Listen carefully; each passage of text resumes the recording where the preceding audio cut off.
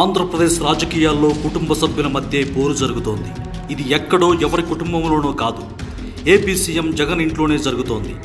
CM YCP అధినేత, చెల్లెలు Congress chief, ఇక ప్రత్యర్థులు మామూలే. మ్యాటర్ ఏంటంటే చెల్లెమ్మ అన్నయ్యను నిలదీస్తోంది, ఇష్యూను పట్టుకొని ఎండగడుతోంది. నోటికి ఎంత మాట వస్తే అంత మాటను తోటాలా వదులుతోంది. ఇక తప్పదనుకున్నారో ఏమో, సీఎం కూడా చెల్లెల మీద అంతకు మించిన బాణాన్ని వదులుతున్నారు. ఆ బాణమే భారతమ్మ. ఎస్, ఆడపడుచుకు వదినమ్మే కరెక్ట్ అనుకున్నారో ఏమో, పులివెందుల వీధుల్లో భారతమ్మ ప్రచారం స్టార్ట్ చేశారు.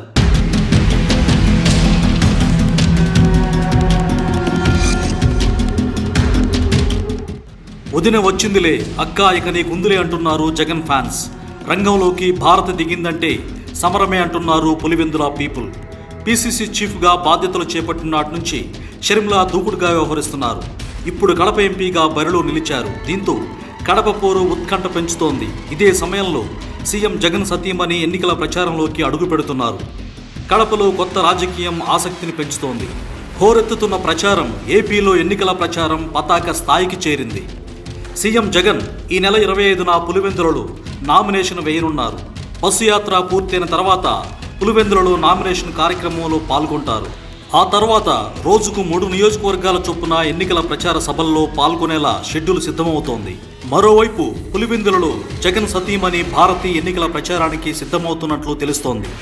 జగన్ నామినేషన్ తర్వాత భారతి పులివెందులలో ప్రచారం చేయనున్నారు.